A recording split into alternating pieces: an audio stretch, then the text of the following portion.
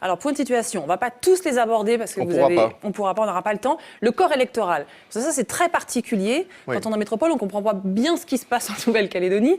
Parfois en Nouvelle-Calédonie non plus. Non plus. Alors allez-y, expliquez-nous. En fait, tout le monde n'est pas inscrit, enfin tout le monde ne va pas participer à la consultation référendaire. C'est ça. Pour participer à la consultation référendaire, il faut remplir un certain nombre de conditions qui sont prévues par l'accord de Nouméa pour faire partie de ce qu'on appelle les populations intéressées, c'est le terme de l'ONU. Il y a à la fois les populations autochtones, la population kanak, mais également les autres populations d'origine européenne, asiatique, polynésienne, wallisienne, qui se sont installées en Nouvelle-Calédonie. Qui au fil du temps se sont installées en Nouvelle-Calédonie et qui aujourd'hui, au terme de l'accord, sont considérés comme ayant participé à la construction du pays et donc ont un droit à décider de l'avenir du pays au même titre que la population kanak. Donc ça, c'est la population intéressée. Des gens qui sont là depuis suffisamment longtemps pour pouvoir participer à la souveraineté de ce pays, pas ceux qui sont arrivés il y a 10 ans. C'est avant 1998.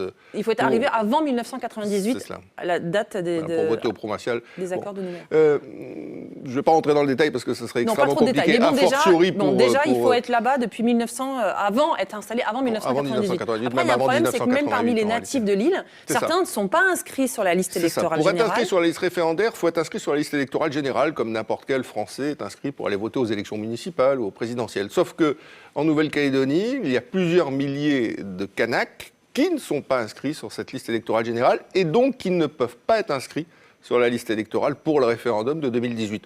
D'où la revendication du mouvement indépendantiste qui dit on souhaite qu'ils soient inscrits de droit sur la liste référendaire. Et les mouvements non indépendantistes qui disent on n'est pas d'accord avec ça parce qu'on ne peut pas faire une discrimination ethnique.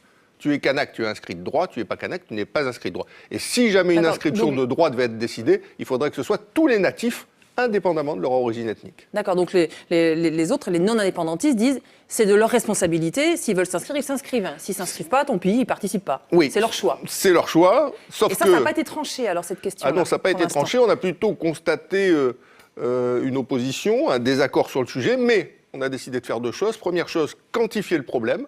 Combien de natifs kanak et non kanak sont concernés, c'est-à-dire entre 13 000 et 20 000, d'après les estimations. Pour l'instant, on a dit 13 000 kanak, mais on n'a pas encore quantifié les natifs non kanak. Donc, il est difficile d'établir un chiffre définitif en l'état actuel des choses.